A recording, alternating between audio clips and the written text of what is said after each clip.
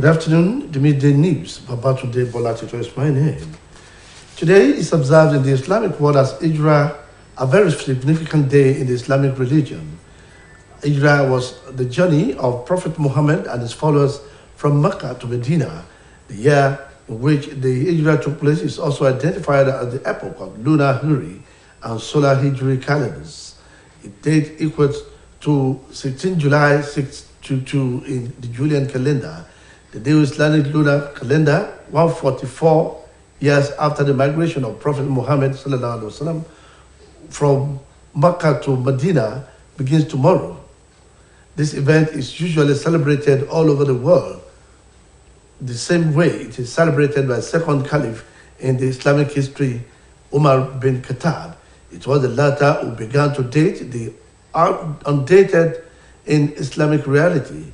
It was bin al-Khattab who first started usage of the date of emigration of the Muslims from Mecca to Medina while preserving the overall affairs of the Islamic State. The successful arrival of the Prophet from Mecca to Medina after 13 years of persecution in the hands of Meccan unbelievers, known as Hijrah, was since been commemorated on a yearly basis by the Muslim world. Meanwhile, Osun State Governor Mr. Adeboye has declared today as a public holiday to mark the first Muharram 1444 AH to commemorate the commencement of the Islamic year. The declaration was contained in a statement signed in the Shobo in the state capital by the Chief Press Secretary to the Governor Ismail Omekpidon. Omekpidon quoted the Governor as congratulating Muslims in Osun State and across the globe for witnessing the outset of yet another Islamic year and implored them to reflect on the significance and lessons of Hijrah. Governor Oyetola also called on the Muslim faithful and non-Muslims alike to use the occasion to pray to Allah for peace and unity and development of the state and Nigeria as a whole. The federal government has admitted that Nigerians are tired of the current security challenges facing the nation. The National Security Advisor General Babagana Munguno retired, who stated this while speaking with newsmen after the meeting chaired by President Muhammadu Buhari at the presidential villa Abuja. However, said government was currently working on new strategies to curtail the worsening insecurity in the country. According to him, the Security Council has agreed on strategies to curtail the menace, assuring that there will be a renewed momentum against terrorism. Despite government's assurances, the National Assembly, however, moved closer to actualizing its threat to impeach President Buhari as members of the minority caucus in the House of Representatives expressed willingness to support the Senate in effecting the removal of the president, rising from a joint meeting with the opposition senator leaders of the People's Democratic Party caucus in the House. Ndudi Elumedu said the presidency will be served in notice of impeachment as soon as the 6 weeks ultimatum is over. Senate Minority Leader Philip Aduda explained that the entire Senate was fed up with the President Buhari's failure in the area of security and economy. Governor Adeboye Oyetola says he remains committed and focused towards infrastructural development in transforming the economy of the state of Osun.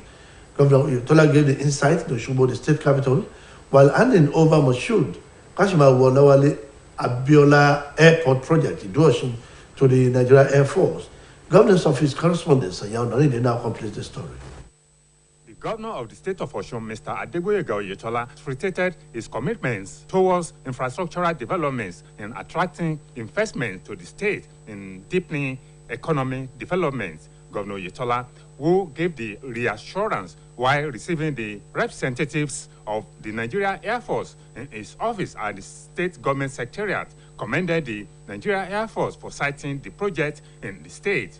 The governor, who recalled that the airstrip was first used in 1936, noted that the development of Ido-Osun Aviation City project in collaboration with the Nigeria Air Force will go a long way in ensuring accelerated economic transformations, adding that his administration exhibited resilience in the face of daunting challenges, including the procurement of more hectares of lands in Ido-Osun and Kelebe in achieving Ido-Osun Aviation City project for the benefit of the citizenry. Realized early enough that the completion of the Osun Airport who head our economic transformation effort. We either became helpless when confronted with the humongous amount required to make the dream a reality, especially in the face of competing demands in a depressed economy. As a government given to creative alternatives to meet societal needs, we embarked on a diplomatic shuttle, first by visiting the Minister of Aviation and later the Chief of Air Staff, all in the quest to develop the airport corridor.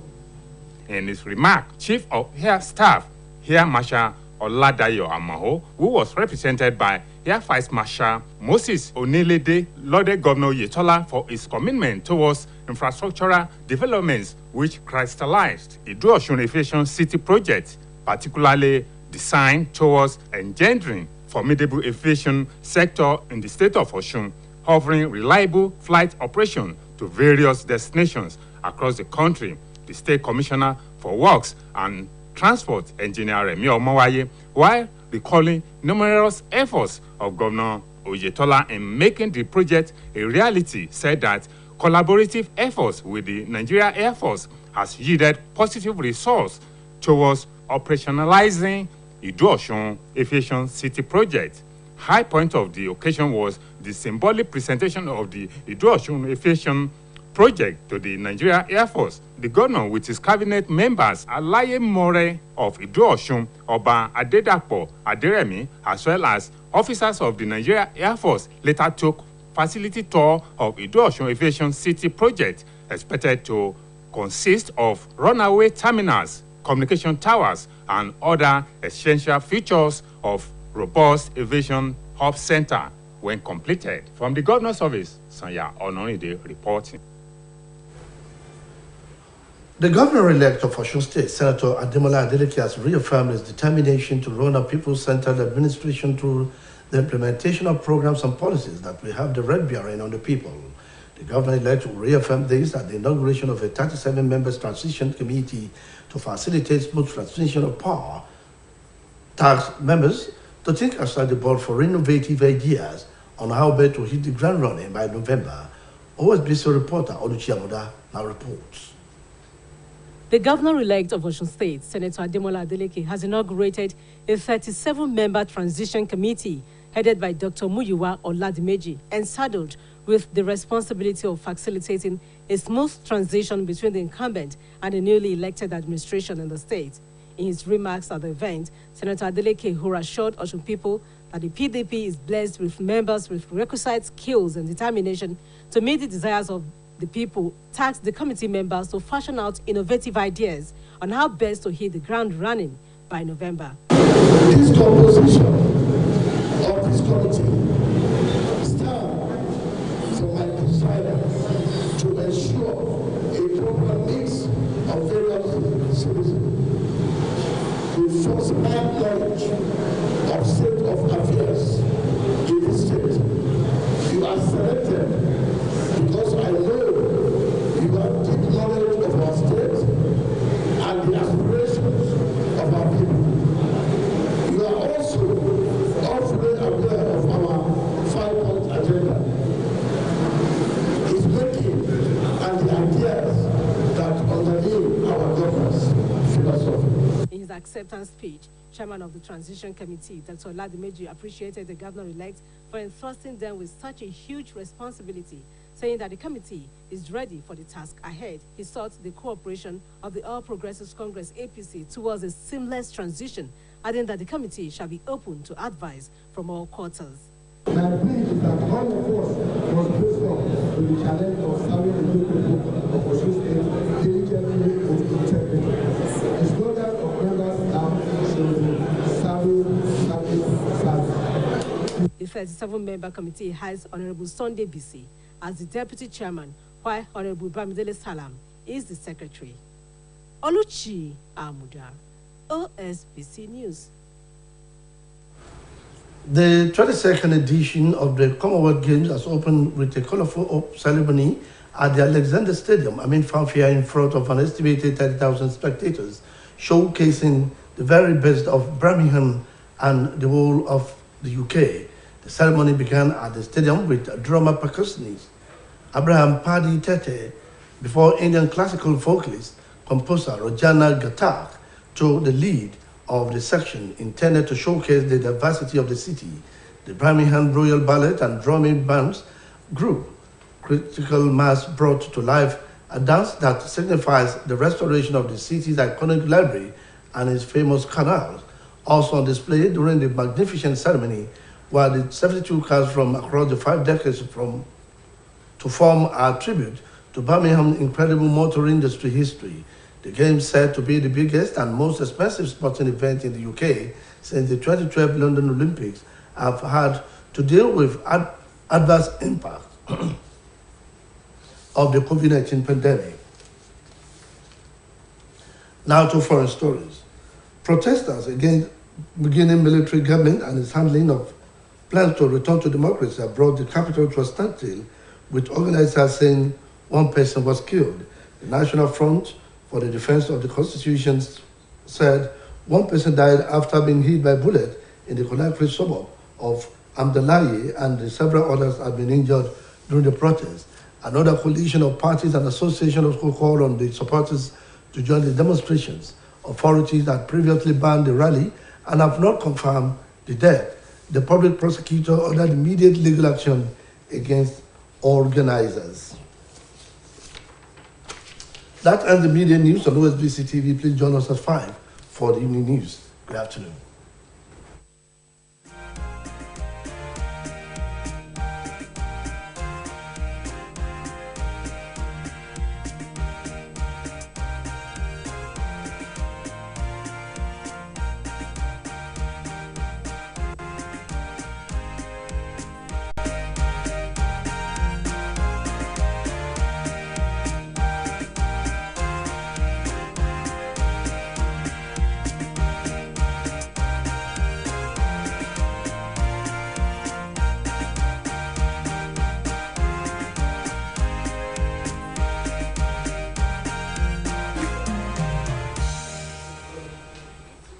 Ẹ káàsán ìròyìn ọjọ́ kan rí Kẹ́hìndé Àjíbádé lóníròyìn.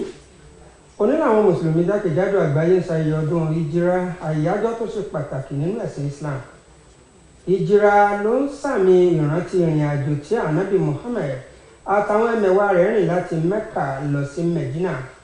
Ọdún tí ìjírà wáyé yìí náà ló sì máa ń jẹ́ ìbẹ̀rẹ̀ òǹkà ọdún tuntun fáwọn ẹlẹ́sìn Islam. Ó sì máa ń bọ́ sí ọjọ́ 16 oṣù keje 622 nínú kàlẹ́ndà Dhul-Hijjah. Gẹ́gẹ́ bí lọ́la lọ́dún tuntun nínú òǹkà kàlẹ́ndà 1444 yóò bẹ̀rẹ̀ lẹ́yìn tí Ànábì Muhammad kúrò láti Mákà lọ sí Mẹ̀dínà nígbà tí ọdún 1443 parí lónìí tí ṣe ọgbọ̀njọ́ oṣù Dhul-Hijjah. Gẹ́gẹ́ bí Khalif kejì Umar bin Khattab ṣe ń ṣayẹyẹ àyájọ́ hijira nígbà ayé rẹ̀ náà ni wọ́n ń ṣe jákèjádò àgbáyé lónìí. Umar bin Khattab ló kọ́kọ́ bẹ̀rẹ̀ àmúlò òǹkà ọdún ẹ̀sìn Islam lásìkò tó fi ń ṣàkóso àjọ àwọn ẹlẹ́sìn Islam látìgbà tí Ànábì Muhammad ti darí dé sí Madina láti Mecca lẹ́yìn ọdún 13 tó ti ń fojú winá ìpèníjà ẹ̀sùn látọwọ́ àwọn aláìgbàgbọ́ tó wà ní Mecca ni wọ́n ti ń sàmì àyájọ́ ìjírà jákèjádò àgbáyé. Wàyí o, gómìnà ìpínlẹ̀ Ọ̀ṣun ọ̀gbẹ́ni Adégbèga Oyètọ́lá ti kéde òní gẹ́gẹ́ bí ọjọ́ ìsinmi lẹ́nu iṣẹ́ láti fi sàmì àyájọ́ ọjọ́ kìíní òǹkà ọdún tuntun Muharram 1444 AH nínú òǹkà ọdún àwọn ẹlẹ́sìn Islam. Nínú àtẹ̀jáde kan tákọ̀wé ètò ìròyìn rẹ̀ Ismail Omípinna fi síta lóṣogbo ní olúùlú ìpínlẹ̀ Ọ̀ṣun ló ti kéde ìsinmi lẹ́nu iṣẹ́ yìí. Ó ní gómìnà kí àwọn mùsùlùmí ìpínlẹ̀ Ọ̀ṣun àti jákèjádò orílẹ̀-èdè àgbáyé kú ewu ọdún tuntun nínú òǹkà ọdún àwọn mùsùlùmí. Ó wá rọ àwọn ẹlẹ́sìn Islam láti jẹ́ kí ẹ̀kọ́ àti pàtàkì ìrìn àjò Ànábì Muhammad láti Mákà lọ sí Madina máa jẹ́ ọ̀pákùtẹ̀lẹ̀ fún ìgbésí ayé wọn lóòrèkóòrè. Gómìnà Oyètọ́lá tó rọ àwọn ẹlẹ́sìn Islam àtàwọn ẹlẹ́sìn yòókù láti lo àǹfààní àyájọ́ òní láti fi gbàdúrà sí Allah pé kó jẹ́ kálàáfíà, ìṣọ̀kan àti ìdàgbàsókè kó wáyé nípínlẹ̀ Ọ̀ṣun àti orílẹ̀-èdè Nàìjíríà lápapọ̀. Ìjọba àpapọ̀ orílẹ̀-èdè yìí náà ti gbà pé lóòótọ́ lọ́rọ̀ egbìnrin ọ̀tẹ̀ ìpèníjà ètò ààbò tó ń kojú orílẹ̀-èdè yìí báyìí ti sú gbogbo ọmọ orílẹ̀-èdè Nàìjíríà. Olùdámọ̀ràn pàtàkì fáàrẹ lórí ọ̀rọ̀ ètò ààbò ọ̀gágun àgbà Bàbá Gànámù Ìgbòho ló sọ̀rọ̀ yìí di mímọ̀ lẹ́yìn ìpàdé táàrẹ Muhammadu Buhari darí rẹ̀ nílẹ̀gbẹ́ ààrẹ l'Àbújá. Àmọ́ ṣá ní ìjọba náà ò káwọ́ gbéra lórí ìkọ̀ọ̀bà olè ètò ààbò tó ń kojú orílẹ̀-èdè Nàìjíríà. Ó mú dáhùn aráàlú lójú pé ṣòkòtò yóò sòdí àwọn onísùnmọ̀mí láìpẹ́, bó tilẹ̀ jẹ́ pé ìjọba ti mú dáhùn ọmọ orílẹ̀-èdè yìí lójú pé òun ó wá nǹkan ṣe sí i. Ilé ìgbìmọ̀ asòfin ilẹ̀ yìí ti ń dókòkò lájà pé òun rọ ààrẹ Muhammadu Buhari lóyè tọrọ ètò ààbò kò bá fi lójútùú ní kíákíá. Lẹ́yìn ìpàdé tó bá àwọn asòfin àgbà láti inú ẹgbẹ́ òṣèlú alátakò ṣe, olórí àwọn asòfin tó jọmọ ẹgbẹ́ òṣèlú PDP nílé ìgbìmọ̀ asòfin Sínétọ̀ Ndidi Elumelu sọ di mọ̀ pé iléeṣẹ́ ààrẹ yóò gba ìwé ìgbésẹ̀ láti rọ ààrẹ lóyè lọ́gbà bí gbèdéke ọ̀sẹ̀ 6 táwọn fún un bá ti pé. Lórí àwọn asòfin ọmọ ẹgbẹ́ òṣèlú tó kéré jùlọ nílé ìgbìmọ̀ asòfin Philip Aduda ní bápa ààrẹ Muhammadu Buhari kò sí ká ìpèníjà ètò ààbò àti ètò ọrọ̀ ajé orílẹ̀-èdè yìí mọ́ báyìí ti sú ilé ìgbìmọ̀ asòfin àgbà. Gómìnà ìpínlẹ̀ Ọ̀ṣun Ọ̀gbẹ́ni Adégbóyèga Oyètọ́lá ti sọ di mímọ̀ pé ìjọba àwọn ò ní tẹ́tí nídìí àfojúsùn àti mú ìdàgbàsókè bá ètò ọrọ̀ ajé ìpínlẹ̀ yìí. Gómìnà Oyètọ́lá sọ̀rọ̀ yìí nílùú Òṣogbo lásìkò tó ń fa àkànṣe iṣẹ́ pápákọ̀ òfurufú Mashood Kashimawo Ọláwálé Abíọ́lá ìlú Ọ̀ṣun lé iléeṣẹ́ ológun ojú òfurufú lọ́wọ́. Sànyà Ọ̀nàrìndé lẹ́kùnrẹ́rẹ́ ìròyìn àbọ̀rí látẹnu Àbọ̀sẹ̀dé Àlóńgẹ́. Adégbóyèga Oyètọ́lá tẹnumọ́ bọ́rọ̀ àgbékalẹ̀ iṣẹ́ ìdàgbàsókè ṣe jẹ́ lógún lọ́nà àti fa ojú àwọn olùdókòwò mọ́ra láti wá lọ́gì ọ̀la sípínlẹ̀ Ọ̀ṣun kétò ọrọ̀ ajé ìpínlẹ̀ yìí sì gbèrú sí i. Ó gbóríyìn fún iléeṣẹ́ ológun ojú òfurufú ilẹ̀ yìí fún bó ṣe gbé ibùdó náà wá sípínlẹ̀ yìí. Ọ̀gbẹ́ni Oyètọ́lá wòye pé bíjọba ìpínlẹ̀ yìí àti iléeṣẹ́ ọmọ ogun ojú òfurufú ṣe fẹ́ dìjọ ṣe àkànṣe iṣẹ́ báwo ìgbòkègbodò ọkọ̀ òfurufú ọ̀hún nílùú Ìdó Ọ̀ṣun yóò tún má yípadà ọ̀tun bẹ́tò ọrọ̀ ajé ìpínlẹ̀ yìí. Nínú ọ̀rọ̀ rẹ̀, olórí àwọn ọmọ ogun ojú òfurufú Air Marshal Ọládayọ̀ Àmọ̀ó tí Air Vice Marshal Moses Onílédé ṣojú fún gbóṣùbà rabandẹ̀ fún gómìnà Adégbóyèga Oyètọ́lá fún bó ṣe mọ́rọ̀ ìdàgbàsókè ìpínlẹ̀ Ọ̀ṣun ní bàdà, èyí tọ́wọ́jà rẹ̀ dé àgbékalẹ̀ báwo ìgbòkègbodò ọkọ̀ òfurufú tàǹwì yìí lọ́nà àti mú kídásílẹ̀ pápákọ̀ òfurufú dòun nípínlẹ̀ Ọ̀ṣun táwọn èèyàn yóò sì láǹfààní àti máa gun ọkọ̀ òfurufú lọ síbi tó bá wù wọ́n yíká orílẹ̀-èdè yìí. Kọmíṣánná fún iṣẹ́ òde àti gbòkègbodò ọkọ̀ nípínlẹ̀ yìí ẹnjìnìà Rẹ̀mí Ọmọwáyé mo wá sí ìrántí onírúurú ìgbésẹ̀ tí gómìnà Oyètọ́lá ti gbé láti mú kákànṣe iṣẹ́ pápákọ̀ òfurufú yìí dòun. Ó wá tọ́ka sí pé gbogbo àyàn gómìnà ti ṣẹnure nípasẹ̀ àjọṣepọ̀ láàrin ìjọba ìpínlẹ̀ Ọ̀ṣun àti iléeṣẹ́ ọmọ ogun ojú òfurufú lórí ọ̀rọ̀ bí pápákọ̀ òfurufú ọ̀hún yóò ṣe gbéra sọ nílùú Ìdó Ọ̀ṣun. Gómìnà Oyètọ́lá ló mú aṣojú olórí àwọn ọmọ ogun ojú òfurufú nílẹ̀ yìí àtàwọn ọmọ ìgbìmọ̀ aláṣẹ ìjọba tó fi máwọn ológun ojú òfurufú àti aláyémọrẹ ti Ìdó Ọ̀ṣun Ọba Adédàpọ̀ Adérẹ̀mí yíká ibùdó pápákọ̀ òfurufú náà, èyí tí yóò jẹ́ báwo fún ìgbòkègbodò ọkọ̀ òfurufú tákànṣe iṣẹ́ ọ̀hún bá parí tán. Àbọ̀sẹ̀dé Àlóńgẹ́ fún iléeṣẹ́ OSBC. Nínú ìròyìn míì, gómìnà táwọn èèyàn ṣẹ̀ṣẹ̀ dìbò yàn nípínlẹ̀ Ọ̀ṣun Sínétọ̀ Adémọ́lá Adélékè ti fìdí ìpinnu rẹ̀ múlẹ̀ láti ṣe ìjọba alájùmọ̀ṣe nípasẹ̀ ṣíṣe àmúṣe àwọn ètò tí yóò ṣaráàlú láǹfààní. Sínétọ̀ Adélékè fìdí ọ̀rọ̀ yìí múlẹ̀ níbi ìfilọ́lẹ̀ ìgbìmọ̀ ẹlẹ́ni 17 tí yóò mójútó bí yóò ṣe gba ìkúìdá ìṣàkóso ìpínlẹ̀ Ọ̀ṣun. Ọlùchí àmùdálẹ́kùnrẹ́rẹ́ àtúpalẹ̀ rẹ̀ látẹnu Àbọ̀sẹ̀dé Àlóńgẹ́. Gómìnà tí wọ́n ṣẹ̀ṣẹ̀ dìbò yàn nípínlẹ̀ Ọ̀ṣun Sẹ́nitọ̀ Adémọ́lá Adélékè ti ṣèfilọ́lẹ̀ ìgbìmọ̀ ẹlẹ́ni 17 tí yóò rí sí bí yóò ṣe gba ìkúdàkóso ìpínlẹ̀ yìí. Dókítà Múyìwá Ọládìméjì lálága ìgbìmọ̀ náà tí yóò ṣe kò kárí bí gómìnà tó wà lórí ipò báyìí yóò ṣe gbéjọba fún gómìnà tuntun. Nínú ọ̀rọ̀ rẹ̀ níbi ètò ọ̀hún, Sẹ́nitọ̀ Adémọ́lá Adélékè fi dáwọn èèyàn ìpínlẹ̀ Ọ̀ṣun lójú pé ẹgbẹ́ òṣèlú PDP láwọn ọmọ ẹgbẹ́ tó lóye ohun táwọn aráàlú ń fẹ́ tí wọ́n sì ṣetán láti pèsè àwọn nǹkan tí yóò máyédẹrùn fáwọn èèyàn. Ó wá rọ àwọn ọmọ ìgbìmọ̀ yìí láti tètè bọ́ sójú iṣẹ́ kéròǹgbà iṣẹ́ náà lè bá àjọ lóṣù kọkànlá ọdún yìí. Kọ́mítì tá a dálẹ̀ wá lọ bá àwọn ìjọba tó ń lọ ní ìsìn, wá lọ bá wọn sọ̀rọ̀, wá jọ jókòó, wá jọ jíròrò ibi tó bá ṣẹ́ dé ni yo, àwọn nǹkan báyìí la máa ṣe o, àwọn kí la máa ṣe sí tó má ti ṣèyẹn tán tó dà kí ìjọba lè lọ déédéé tá a bá ti wọlé. Nígbà tó ń ka ọ̀rọ̀ àpilẹ̀kọ rẹ̀, alága ìgbìmọ̀ ọ̀hún dókítà Múyìwá Ọ̀làdìméjì dúpẹ́ lọ́wọ́ gómìnà táwọn èèyàn ìpínlẹ̀ yìí ṣẹ̀ṣẹ̀ dìbò yàn fún iṣẹ́ bàǹtàbàǹtà tó gbélé wọn lọ́wọ́. Ó jẹ́jẹ́ pé òun àtàwọn ọmọ ìgbìmọ̀ náà ti ṣetán láti ṣiṣẹ́ ọ̀hún dáadáa. Ó wá pàrọwà sẹ́gbẹ́ òṣèlú All Progressives Congress láti bá gbìmọ̀ yìí fọwọ́sowọ́pọ̀ kétò gbígbé ìjọba látọwọ́ ẹgbẹ́ òṣèlú olóṣùṣù ọwọ̀ fẹ́gbẹ́ òṣèlú alábùradà lè bá pagere, pẹ̀lú àlàyé pé ìgbìmọ̀ náà ti ṣetán láti gba ìmọ̀ràn tí yóò ṣe láǹfààní látọ̀dọ̀ àwọn aráàlú. Tí wọ́n bá fẹ́ kúrò níbì kan tàbí tí wọ́n lọ síbì kan, ó dáa kéèyàn mọ bíbẹ̀ ṣe máa rí. Àwọn tó wà ń bẹ̀ nísìnyí ló mọ bí nǹkan ṣe rí. Wọ́n mọ owó tó wà ń bẹ̀. Àlá máa lọ bá wọn pé òkè irú ibo lẹ bá ṣẹ́ dé, ibo ló kù, àwọn kan wo lẹ ṣe, àwọn kan wo lẹ tí ì ṣe. Àdẹ̀mọ̀ pàtàkì ńgbà tí ìjọba míì bá ń bọ̀, ó láti mọ ibi títẹ̀ ti bí dé kádẹ̀ lè bá ṣiṣẹ́ dáadáa. Ọ̀nàrẹ́bù Sunday Bisi nígbàkejì alága ìgbìmọ̀ ẹlẹ́ni mẹ́tàdínlógójì ọ̀hún, nígbà tí ọ̀nàrẹ́bù Bámidélé Salam jẹ́ akọ̀wé. Àbọ̀sẹ̀dé Alóńgẹ̀ fún iléeṣẹ́ OSBC.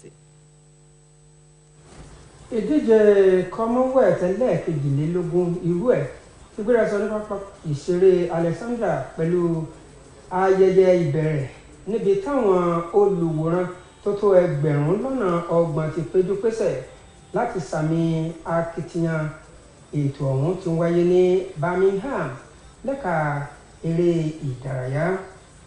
Ayẹyẹ ọ̀hún gbéra sọ pẹ̀lú bí Abraham Padi ṣe ń fi ìlú dáhùn èèyàn lárayá nígbà tí Rajana Gatak tó jẹ́ àgbà ọ̀jẹ̀ olórin ilẹ̀ India náà sì wà ní sẹpẹ́ níbi tóun náà ti ń kọ orin láti dáhùn èèyàn lárayá. Lára ohun tó tún wáyé níbi ayẹyẹ náà ni báwọn ọkọ̀ bíi 72 ṣètò lọ́wọ̀ọ̀wọ́ láti fi ṣe ìwúrí fún ètò náà. Ìdíje ọ̀hún ló jẹ́ ìdíje Olympic tó tì tóbi jùlọ tó sì tún tì lówó lórí jùlọ nílẹ̀ Amẹ́ríkà. Ìfẹ̀hónúhàn tako ìjọba ológun orílẹ̀-èdè Guinea àti èròǹgbà wọn láti padà sínú ìjọba tiwantiwa dá iṣu àtàyànyàn sílẹ̀ lólùlù ilẹ̀ náà. Àwọn tó ṣe agbátẹrù ètò náà sọ di mọ̀ pé ẹnìkan kúkú àìtọ́jọ́ lásìkò rògbòdìyàn ọ̀hún. A gbọ́ pé ọta àbọn ló dẹ́mi ẹnìkan ọ̀hún légbodò ní Andalaye ní ìgbèríko Conakry. Àwọn lájọlájọ tó ń jà fún ẹ̀tọ́ ọmọnìyàn ti pàrọwà sáwọn akẹgbẹ́ wọn yòókù láti darapọ̀ máwọn fún ìwọ́de pàtàkì tí wọ́n ń ṣe ọ̀hún. Bí ó ṣe máa nínú ìròyìn ọjọ́ kan nígbà tó ti ọ̀sán ìrè Kamil Abdulrahim lólóòtú Kẹ́hìndé Àjíbádé lóníròyìn aago 7:15 láàmú ìròyìn ìpínlẹ̀ Ọ̀ṣun àfi tí ìgbà náà mú kí kúkà.